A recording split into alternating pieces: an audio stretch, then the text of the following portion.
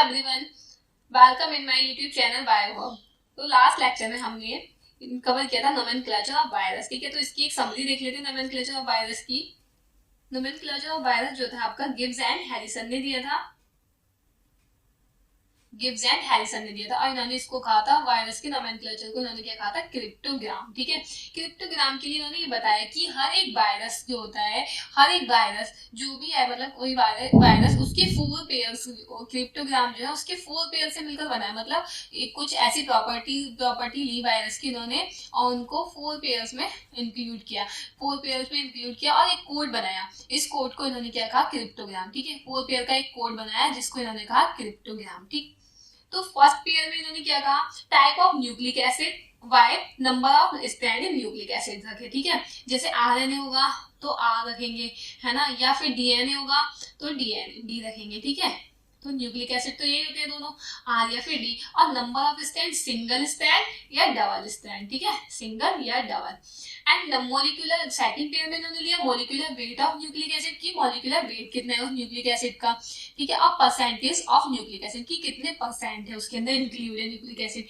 Third pair में इन्होंने shape of virus and shape of capsid. ठीक है, एंड फोर्थ पेयर में इन्होंने ये लिया कि वो किस टाइप के होस्ट को इन्फेक्ट कर रहा है। जैसे सीडेड प्लांट है तो एस, एंड वर्टिब्रेट है तो वी, और इनवर्टिब्रेट है तो आई, ऐसे ही मतलब है ना। अब बैक्टीरिया है तो बी, इस टाइप से इन्होंने लिया। So on. Carrier use in transmission of virus, मतलब वायरस ने कौन से कैरियर के द्वारा, कौन सी किस चीज के द्वारा वो ट्रांसमिट हो रहा है। जैसे बाय एयर, तो ए हो गया है ना, एयर के थ्रू हो रहा है। तो क्रिप्टोग्राम ऑफ टीएमपी देखा हमने। ठीक है, तो क्रिप्टोग्राम ऑफ टीएमपी में क्या था, R/1 means RNA single stranded. RNA कौन सा है इसमें, single stranded. And 2/5 2 molecular weight हो गया उसका, and percent of nucleic acid कितना हो गया, 5.6 होता है, बट इसमें 5 लिया है। और इसकी शेप कैसी होती है, इलेंगुएटेड होता है, एंड इलेंगुएटेड ही इसकी कैप्सिड की शेप होती है। टाइप ऑफ होस्ट इनफैक्ट जो था इसमें सीडेड प्लांट था तो उसको एस ले लिया है ना। और ये जो है आपका एयर है, क्योंकि एयर के थ्रू ट्रांसमिट होता है। ये हो गया एयर।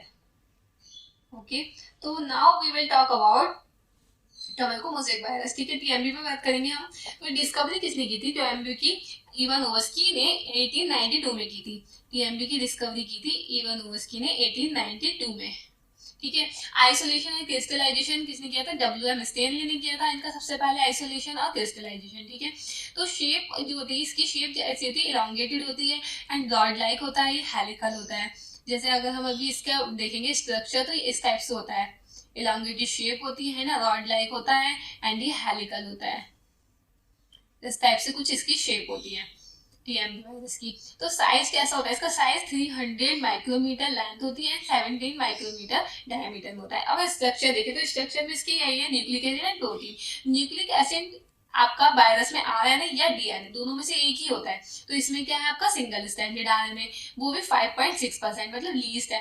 प्रोटीन के कंपैरिजन में ये कम है आरएनए। ठीक है, प्रोटीन आपका कितना है, 94.4%।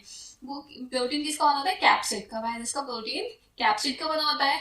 तो इसमें कैप्सिड जो होते हैं इनकी, एक कैप्सिड जो होता है, जैसे ये कैप्सिड है, ये सारे कैप्सिड होते हैं, इतने सारे सबको मिलाकर कैप्सिड बोलते हैं। बट एक प्रॉपर को अगर हम एक को बोलेंगे तो हम इसको बोलेंगे, अगर हम प्रॉपर एक को लेंगे तो इसको बोलेंगे हम कैप्सोमियर। तो इसमें कितने कैप्सोमियर होते हैं, 2130 कैप्सोमियर, मीन्स 2130 इसमें कैप्सोमियर होते हैं। ठीक है, एक फिक्स नंबर है जो कि 2130 इसमें कैप्सोमियर होते हैं। 1 कैप्सोमियर में कितने अमीनो एसिड्स होते हैं, 158 अमीनो एसिड, मतलब एक कैप्सोमियर है इसमें भी कितने आपके अमीनो एसिड्स हैं, 158 अमीनो एसिड्स, इसमें 158 अमीनो एसिड्स होते हैं। ओके, अब इसका डायग्राम देख लेते हैं, एक मिनट। हाँ, ये डायग्राम इसका, इसमें देखिए ये आपका elongated and helical like rod shape bacteria virus है। ठीक है, इसका आरएनए हेलिक्स है, और इसके जो ये होते हैं ना कैप्सोमियर, ये आपके इसमें कैप्सिड है। इन सबको मिलाकर हम क्या कहते हैं, कैप्सिड। बट प्रॉपर अगर हम एक को लेंगे तो इसको क्या कहेंगे हम, कैप्सोमियर। ठीक है। अब इसकी देख लेते हैं हम, इसमें जो डिसीज कॉज करता है, ये सिम्टम्स क्या क्या होते हैं इसमें। ये क्या करता है, प्लांट की लीफ को कर्ल कर देता है, मतलब प्लांट की लीफ जो होती है वो कर्लिंग हो जाती है, उनको कर्ल कर देता है, एंड लीफ को रोल कर देता है। प्लांट की लीफ में रोलिंग होना स्टार्ट हो जाती है, मतलब रोल होने लगती है प्लांट की लीफ, एंड मोजेक फॉर्मेशन कर देता है, मोजेक फॉर्मेशन कर देता है ये प्लांट्स में, टोबैको प्लांट में,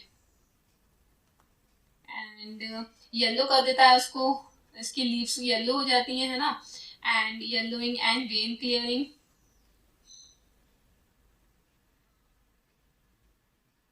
एंड ये इसको ड्वार्फ कर देता है प्लांट को। ओके, सो आई होप कि आप लोगों को टीएमबी का स्ट्रक्चर एंड टीएमबी के बारे में सारी बातें समझ में आई होंगी। नेक्स्ट बात करते हैं हम इन्फ्लुएंजा वायरस एंड बैक्टीरिया। फिर इन्फ्लुएंजा वायरस जो है आपका सिंगल स्टैंडर्ड आरएनए होता है इसमें, और इसमें प्रोटीन कोट होता है इसमें, ठीक है। इसमें 10% आरएनए होता है,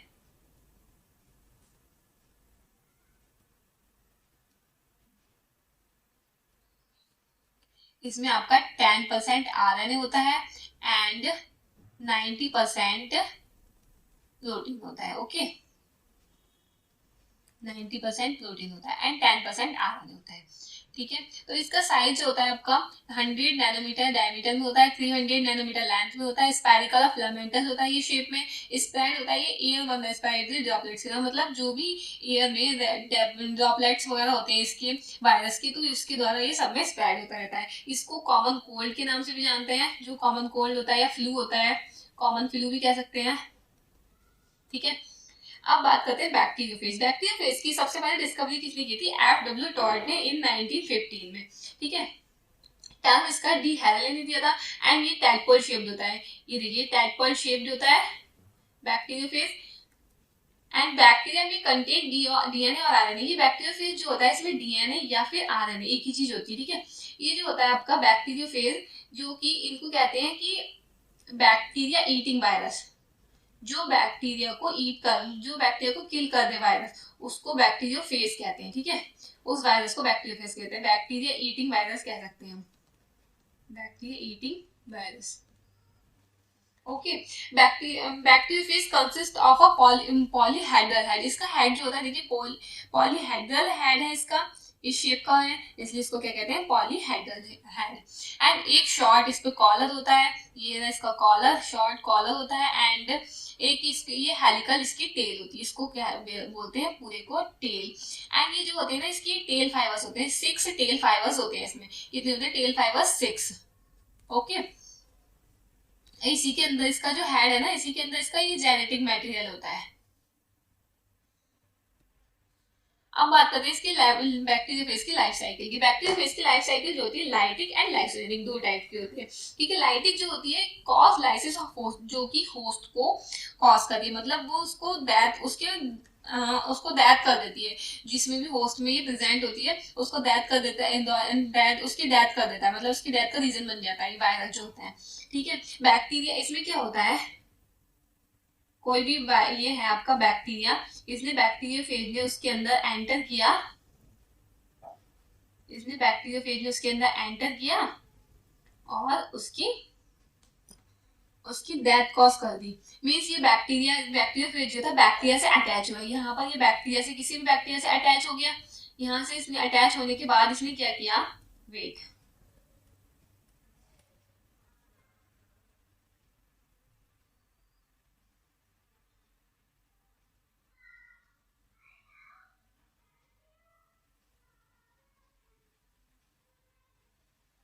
हो गया आपका बैक्टीरियोफेज, एंड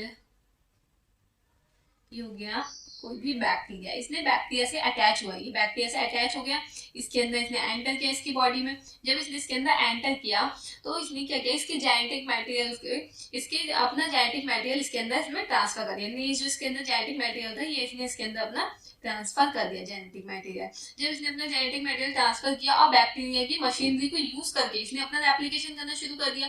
जब इसने अपना रेप्लिकेशन करना शुरू कर दिया तो बैक्टीरिया, जब इसका रेप्लिकेशन कंप्लीट हो गया तो इसने क्या किया, बैक्टीरिया की सेल को तोड़ा और इससे बाहर आ गया, और ये जो था बैक्टीरिया, इसकी वजह से इसकी डेथ हो गई।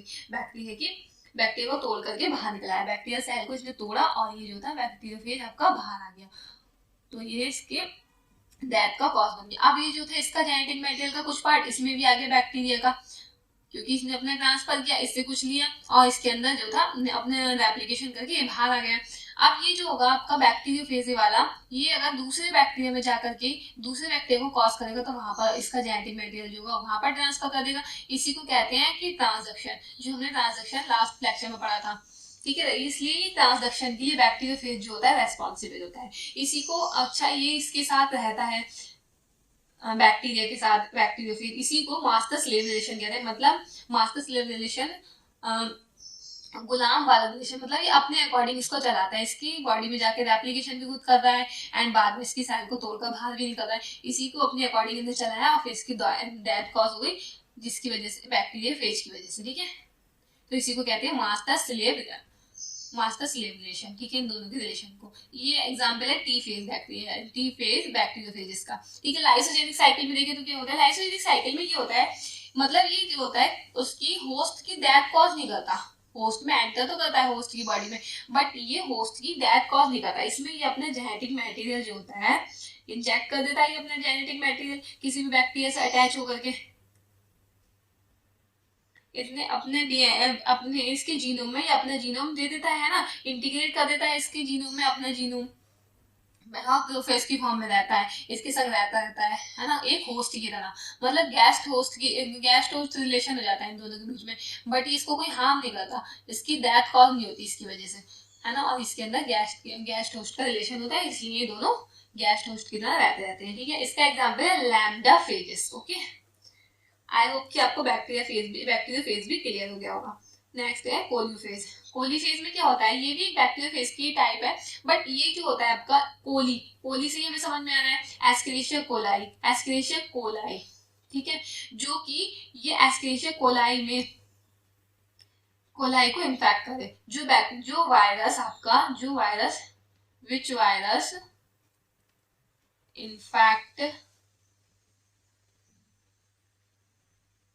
इन्फेक्ट्स एस्केरिशिया कोलाई, ठीक है, कॉल्ड कोलीफेज, उसको क्या कहते हैं, कोलीफेज। इसकी डिस्कवरी हेरले ने की थी, ठीक है, इसकी डिस्कवरी भी हेरले ने की थी। सो नेक्स्ट लेक्चर में हम बात करेंगे आपके, अभी रह गए हमारे साइनोफेजेस रह गए हैं, है ना, साइनोफेजेस पे बात करेंगे एंड साइनोफेजेस पर बात करेंगे, और हम उस पर बात करेंगे वायरॉइड्स, पिरियॉन्स एंड वायरसेस के कंपैरिजन को हम उससे कंपेयर करेंगे और एक कंपैरेटिव स्टडी करेंगे उसकी, एंड और उसके बाद हम उस पर एंड देन बात करेंगे हम डिसीज पर कि कौन कौन सी डिसीज कॉज होती है वायरस के द्वारा, ओके। अभी रह गया हमारा साइनोफेजेस एंड वायरस तो हमने कंप्लीट कर लिया है ना। वायरॉइड्स देखेंगे एंड पिरियॉन्स, इन तीनों की कंपैरेटिव स्टडी देखेंगे, ठीक है, एंड साइनोफेजेस पे बात करेंगे नेक्स्ट लेक्चर में। थैंक यू, आज के लिए इतना ही। आई होप कि आप लोगों को bacteriophage, TMV and coliphage and influenza virus ये सब अच्छे से क्लियर हो गया होगा। अगर आप लोगों को इससे रिलेटेड कोई भी क्वेरी है तो आप मुझे कमेंट बॉक्स में कमेंट कर सकते हैं, एंड थैंक्स फॉर वॉचिंग।